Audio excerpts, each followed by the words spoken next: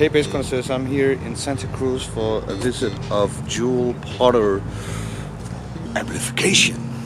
So let's go in.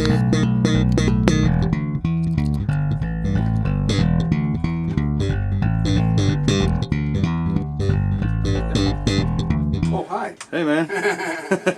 Hey bass connoisseurs, I'm here at Jule Potter Amps in the headquarters where all the good stuff is made. And this is the guy, Jule. Hello. Hey. So we are in the hippie town of Santa Cruz. Used to be more hippie, but yeah, hippie town, Santa Cruz. So now there is money there and... Money, Silicon Valley, they let them drain over the hill, so... Yeah. It's still cool though.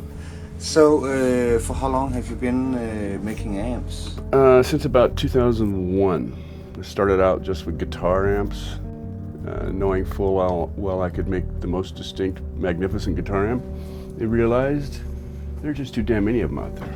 So I do sell still guitar amps, some pretty nice ones, but it's been Bass Worlds for about 12 years ago. I started because I had friends in the San Fernando Valley down in LA that played bass gigs for 25 and 50 bucks a night, and they carried in about 300 pounds of equipment. So I wanted to give them something small that they could enjoy. So that started me on the road to this. Yeah. So what did you start out building? Was that the power amp, or did you do the whole solution at first? No, the only thing I really thought of at the first was to make their package smaller that they could carry in. If they have to play in the PA, they still want to have a good experience. And I wanted their touch, sensitivity, their feel to be there for them. So the idea is to get them smiling with a small box. So that's when this happened. That was the focus.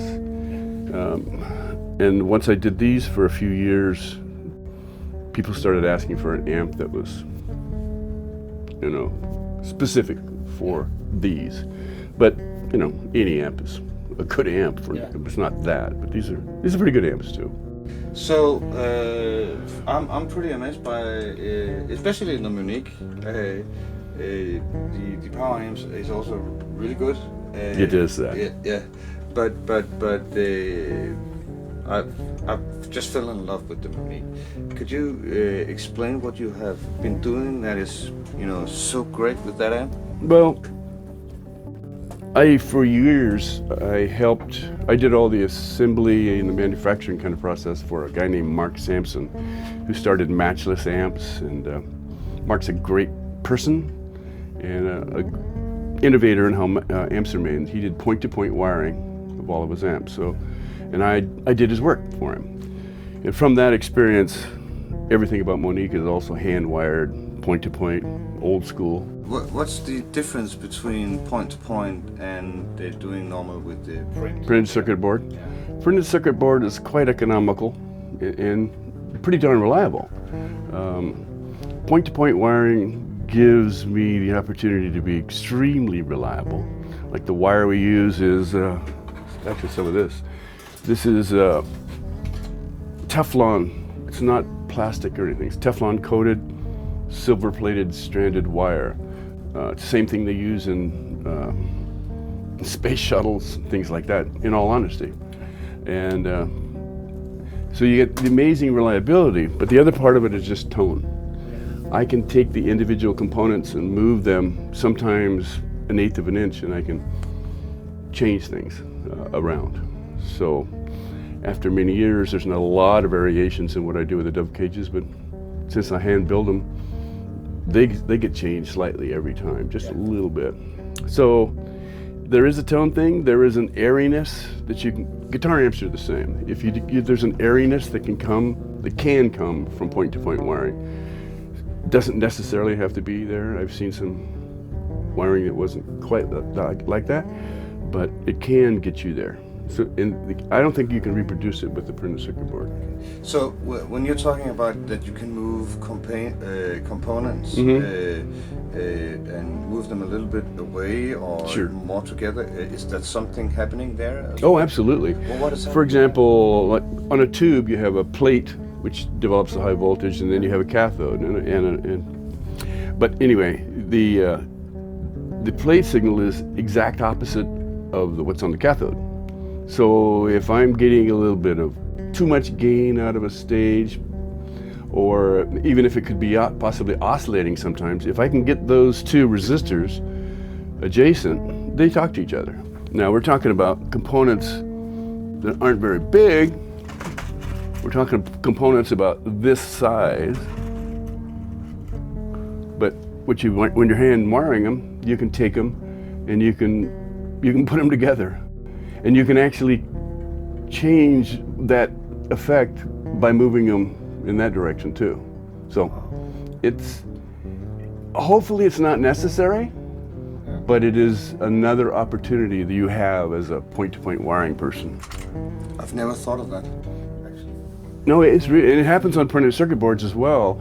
Good printed circuit board designers will build a board, try it, and if it has opportunities for improvement, they'll move their traces around a little bit. Would you open this chassis? We will open the dove cage. Yeah. The underside of the dove cage. Oh, and I'll see if I can get it here. Yeah. I can turn around. Yeah, do that, please. Wow. Yeah. The first question I have is, how long does that take to do? It takes about 3 days. 3 days? I'm old. I go slow. And I've had a couple people working with me, and it's about the same, regardless. I mean, they're highly skilled guys too. So I pick on them, but they're highly skilled. The ugly stuff in the picture is just to dampen vibration. Someone thought I was trying to hide what the components are, and no. You don't have time for that. Half of my customers or more are out of the country, so when this stuff is flying in the airplanes, it can break off if it isn't dampened. But it's also if it's going to live the life on the road on tour, exactly, then you have to do stuff like that. Right.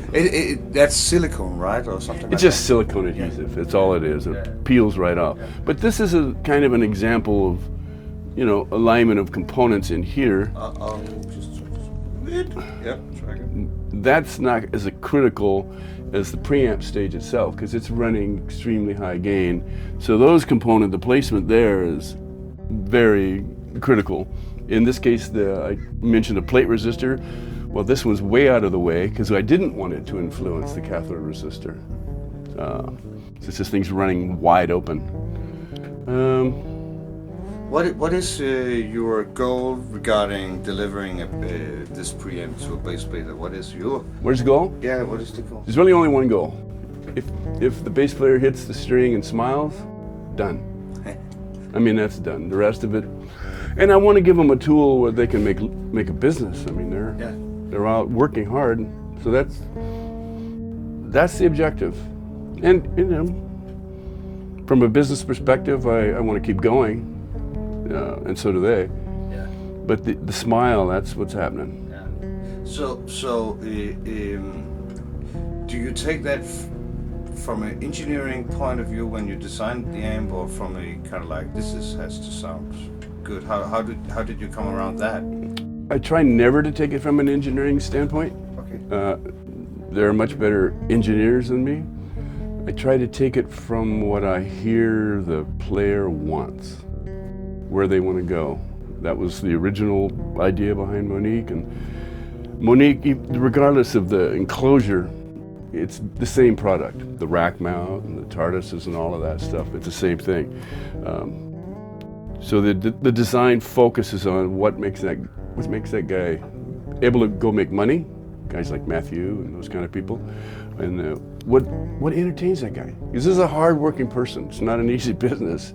So if I can bring them a smile during the performance and make them confident that the next thing the sound guy asks for, they can deliver, that's pretty cool. That's a great job. Yeah. I kind of have the same way when I was working at TC. When I saw a good bass player, working bass player smile because he liked the sound of the amp, I was really dead on. Exactly. Yeah. And I think we said earlier, if that doesn't give you a lift, then I think you might want to try software industry or something, another business. Yeah. So that's the inside.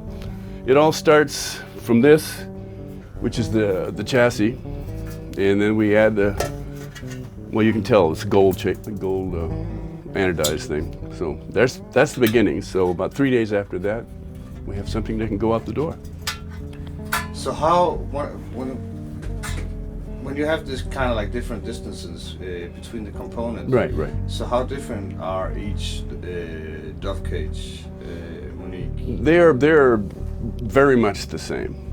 I mean, they better be the same. I have customers who buy multiple.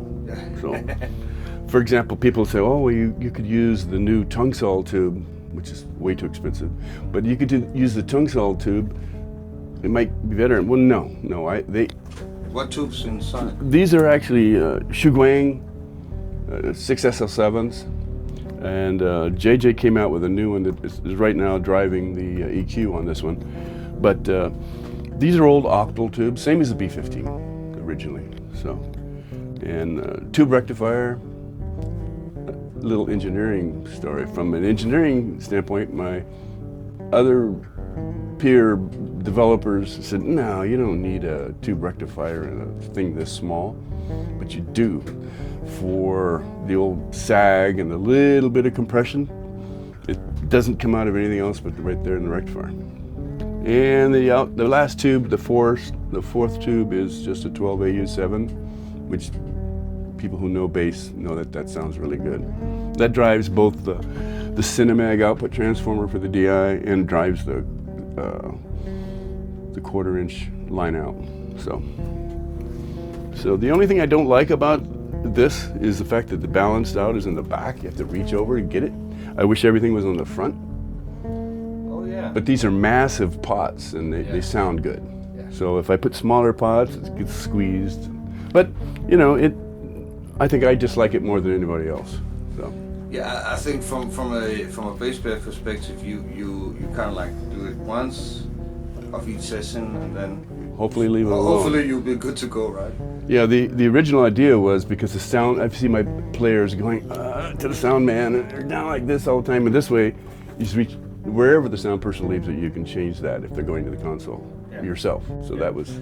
Yeah, but then you're fighting the balance between the front of house man or right. So that would be hard on the mix though. Yeah.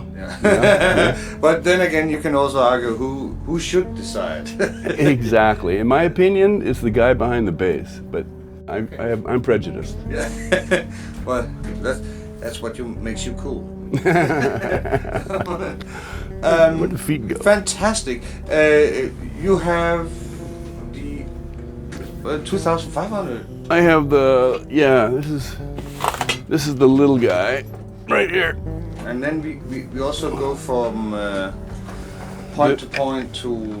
Yeah, this is the amplifier module is actually from Hypex in the Netherlands. Mm-hmm. And that doesn't have the feet on it. No. One thing I've learned and been very happy with is they are extremely reliable.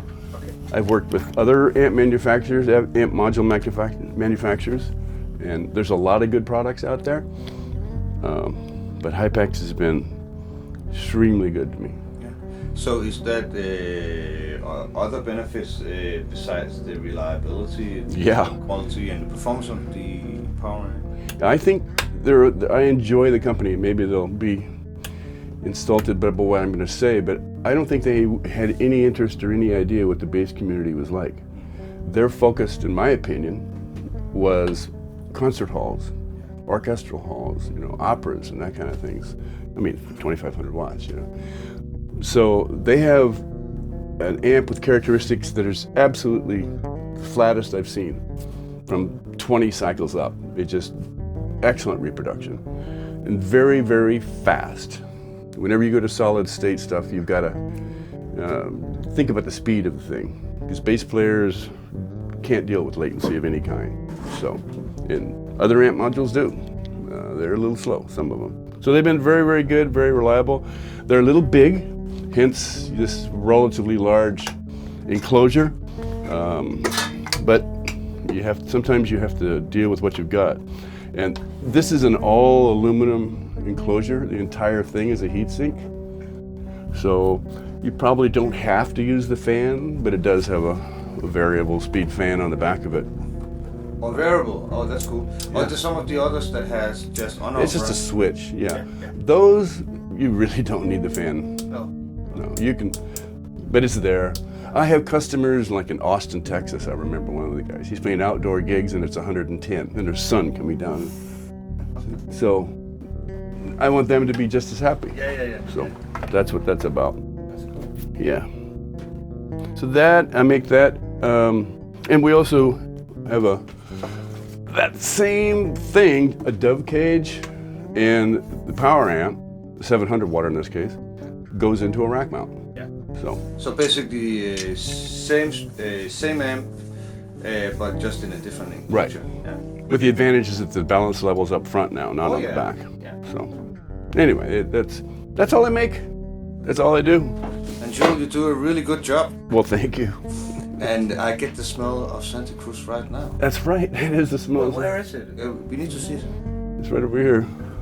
This is my wire loom. I actually assemble right here, so the wire right here. So, Jule, anything coming up? You know, like, do you have a dream you want to fulfill regarding amps? Yeah. Well, I mean, the 500 we showed at NAMM for the first time, and that seems to be a good product, and that will probably end up in the rack mount as a nice addition. Not everybody needs a 700, or certainly not 2500. That's a nice thing. That's going to happen. The other thing is I'm working on, and too many lovely, wonderful supporters, and I mean that sincerely, want it done. I mean, I'm working on a FET version, a smaller version of Monique. My objective with that is to be as close to the sensitivity, the feel of Monique as I can possibly get, but in a package that my hardworking people can throw in a backpack and go. Yeah. So that's plenty to work on right now. So that's kind of where we're going. I'd like to get a smaller package for maybe just the 500. Again, size is becoming increasingly important because more, I get call some guy in Dubai and places like that. Jule, I'm down here working. Do you know any of the shops where I can buy cords? I don't know. But that's okay. I'm glad you asked. Yeah, it's like, you should have known. Yeah, it's like, you've had customers here before, right? But that's cool. That's a good part of the business, man. That's fun. No, that's about it. R&D around here means, when you've sold enough units that you got the money and the time to take off, then you do the work in the R&D. So there's no outside R&D budget hanging out there that I should use. So, no, that's it. And keep on moving, keep working. Dove cage isn't going to stop. People are going to. Hopefully not, because it's one of my favorite products. Thank you very much. Yeah, I keep thinking, since it's been around now like 8 years, that people are just going to forget me, but nah, not quite. No, hopefully not, and I'm pretty sure that it won't happen. That's what I'm going to say. Cool. There's basically a lot of people, enthusiastic when they try it. They are actually pretty amazed by it. So yeah, that's fun. Yeah. So you've done a fantastic job. Well, thank you. Sending Santa Cruz vibes. That's exactly. Cool. Thank you so much, Jules. Take care. Thank you. Bye. Bye-bye.